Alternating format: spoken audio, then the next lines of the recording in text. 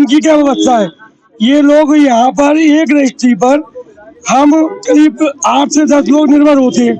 आप कह रहे हैं कि सब एक ही कर दिया करेगा। लाखों लोगों को बेरोजगार कर सरकार ने अपना जो बेरोजगार वाला जो माकूटा है ना वो हटा दिया है। हम ईंट से ईंट बजा देंगे। हम इस व्यवस्था को किसी भी हालत से लागू होने नहीं देंगे। हमारे छोटे छोटे बच्चों का सवाल है। यहाँ से छोटे छोटे फोटोग्राफर, छोटे छोटे व्यापारी, छोटे छोटे उनकी सबकी इनकम है। बेरोजगारी बनता है कि बड़े व्यापारी हैं उनको आगे बढ़ाना है, छोटे व्यापारियों को खत्म करना है, बेरोजगार करना उन लोगों को। एक उदाहरण और मैं दूंगा कि आपको आपकी संज्ञान में होगा कि ARTO ऑफिस में जो पहले गाड़ियों का रजिस्ट्रेशन होता था, तो जो ये मीडियम क्लास व्यक्ति है वो एक जीवन में एक ही गाड़ी खरीद पाता है। हम लोग बेरोजगार तो होंगे ही होंगे। स्टाम्प वाले जिस तरीके से बेरोजगार हुए, ARTO वाले अधिवक्ता वहाँ काम करने वाले बेरोजगार हुए। दीवानी में केस कम है।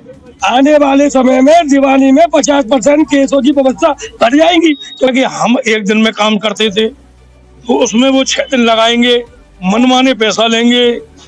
भाई हम सुविधा भी तो दे रहे हैं। उनकी क्या व्यवस्था है। ये लोग यहाँ पर एक रजिस्ट्री पर हम करीब 8 से 10 लोग निर्भर होते हैं। आप कह रहे हैं कि सब एक ही कर दिया करेगा। लाखों लोगों को बेरोजगार कर सरकार ने अपना जो बेरोजगार वाला जो माकूटा है ना वो हटा दिया है। लाखों लोगों को किस तरह से उनके जीवन की यापन की व्यवस्था करेंगे आप बताइए।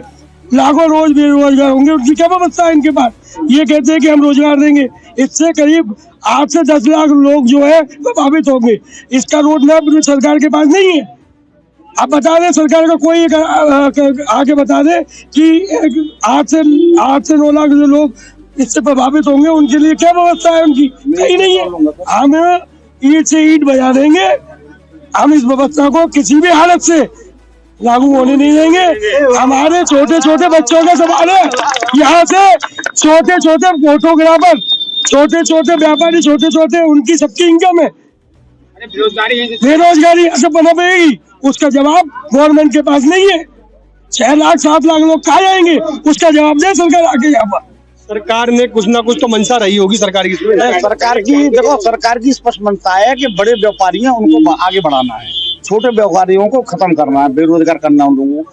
एक उदाहरण और मैं दूंगा कि आपको आपकी संज्ञान में होगा कि ARTO ऑफिस में जो पहले गाड़ियों का रजिस्ट्रेशन होता था, तो जो ये मीडियम क्लास व्यक्ति है वो एक जीवन में एक ही गाड़ी खरीद पाता है, 4 व्हीलर। अब वो 4 व्हीलर लेके वो वहाँ रजिस्ट्रेशन कराता था। वहाँ रजिस्ट्रेशन वाले भी हम जैसे वकील अधिवक्ता या जो वहाँ बैठते हैं काम करने वाले, उनको 4 रुपये मिलते थे। बीमा वाले को बीमा का कंपनी से कमीशन मिलता था।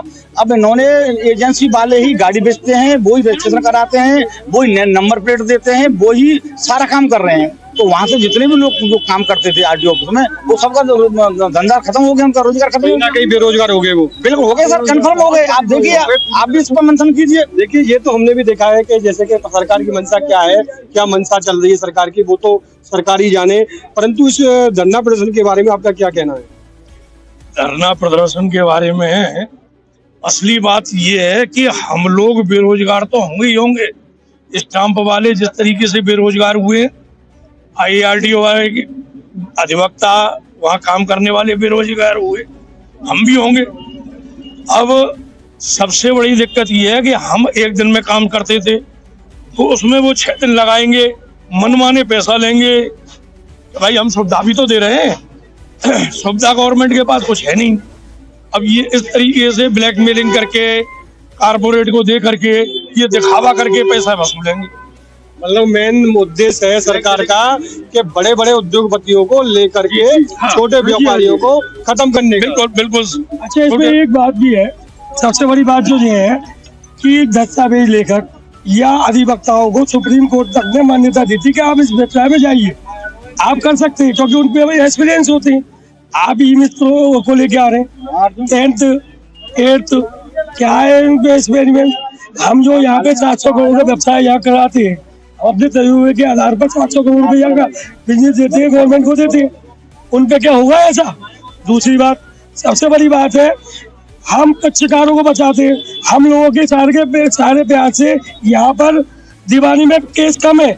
आने वाले समय में दीवानी में 50% केसों की व्यवस्था बढ़ जाएंगी, क्योंकि बिना एक्सपीरियंस के आधार पर दस्तावेज लिखी जाएंगी। आप तो जो कह रहे हैं एक फॉर्म होगा उसे आप चिपका दीजिए, हो जाएगा। ऐसा थोड़ी ना होता है, लेकिन हमने जो व्यवस्था है आप व्यवहार है, ऐसा थोड़ी ना होता है। चलिए, व्यवस्था के बारे में तो सरकार जानती है, सरकार के क्या नियमावली रहेंगे, क्या कहना है आपको बताइए, आप कुछ कहना चाह रहे थे? हाँ जी, हाँ जी, हाँ जी। मेरा नाम दिलीप चौधरी है और ये जो सरकार ने जो व्यवस्था की है फ्रंटल ऑफिस खोलने की, एकदम गलत की है। सरकार की मंशा बस सीधी ये है कि उद्योगपति एक को लाइसेंस देकर पूरा अपना टीम बिठाकर उनसे काम कराने की, अब वकीलों लिखियाओं को बेरोजगार करने की व्यवस्था है। बेरोजगार करने की व्यवस्था है।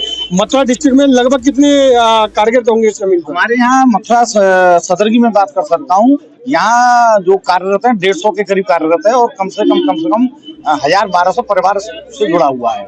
हाँ, उसमें स्टाम्प मेंबर भी हैं, लेखक भी हैं, एडवोकेट्स भी हैं, फोटोग्राफर भी हैं, टाइप वाले भी हैं, फोटो स्टेट वाले हैं। ये अगर सारे परिवार जोड़ेंगे तो 1500 परिवारों से ज्यादा लोग हैं, वो सब प्रभावित होंगे। कोई भी सरकार की कोई निर्देश तो अभी तो आई नहीं। ऐसा कोई निर्देश नहीं आया है। अभी 20 तारीख को आईजी महोदय की मीटिंग है लखनऊ में, तो वहां से जरूर सूचना मिली है कि आप 20 तारीख को लखनऊ आइए और बैठ के वार्ता करें। तो हमारा तो आपके चैनल के माध्यम से गवर्नमेंट से यही कहना है कि इस व्यवस्था को फिलहाल स्थगित किया जाए और जैसे प्रक्रिया जिस तरीके से चल रही है उसको चलने दे। और जिन रजिस्ट्री ऑफिसों में जो बिल्डिंगें पुरानी हो गई है या जहाँ नहीं बने, जैसे मावन तहसील में है वहाँ किराए पे बिल्डिंग चल रही है, तो वहाँ नई बिल्डिंग बनवाए। हमारा पुराना हो गया 1957 का है, इसको नया बनवाया जाए। और वो जो लोग आएंगे निबंधन में उनसे रेवेन्यू बढ़ेगा नहीं, रेवेन्यू घटेगा उनसे। वो 420 कराएंगे, कुछ न कुछ गड़बड़ करेंगे। जैसे कि आपका जो हड़ताल चल रही है, कितने दिन से हड़ताल चल रही है आपकी? ये 4-5 दिन से हड़ताल जारी। लगभग कितना राजस्व को नुकसान जा चुका होगा? करीब 4-5 करोड़ का। 4-5 करोड़ का। 4-5 करोड़। बिल्कुल बिल्कुल बिल्कुल। 3 से 4 दिन में आराम से एक दिन में करीब 2 करोड़ का राजस्व है और 2 दिन में करीब मथुरा जनपद से के केवल मथुरा की तहसील जनपद से तो काफी गया होगा। और क्या, बिल्कुल पूरे जनपद से तो कम से कम 40-50 करोड़ का नुकसान होता है। तो केवल ये मथुरा में चल रही है, पूरे उत्तर प्रदेश में? पूरे उत्तर प्रदेश में, आगरा में तो 14-15 दिन हो गए। 14-15 दिन 14-15 दिन हो और गए। सरकार टच से मच नहीं हो पा रही, नहीं हो रही है कोई नुकसान जा रहा जाने दो उसका। सरकार मानेगी सरकार अधिकारियों में कोई फर्क थोड़ी पड़ता है इस चीज का। सरकार मानेगी। चलिए देखते हैं कि सरकार की मंशा क्या है। यहाँ पर देखा कि मथुरा रजिस्ट्री ऑफिस पर 2 दिन से अनिश्चितकालीन हड़ताल पर धरना प्रदर्शन पर बैठे हुए लोग हैं, जो कातिब हैं, इनसे जुड़े हुए मुंशी है, निबंधकार है, रजिस्ट्री ऑफिस पर जो दस्तावेज रखते हैं, अन्य जो कर्मचारी है जुड़े रहते हैं, वो अनिश्चितकालीन हड़ताल पर बैठे हुए और सरकार से यही कहते हैं कि जो नियमावली नई जो आ रही है इनकी नीति, उसको रद्द किया जाए। जैसे यथावत स्थिति से जो ये नियमावली चल रही है उसको चलने दिया जाए। मैं अपनी कवरेज को यही विराम देना चाहूंगा। मैं Chandramohan Dikshit, RPN news TV, Mathura से। नमस्कार, जय हिंद, जय भारत।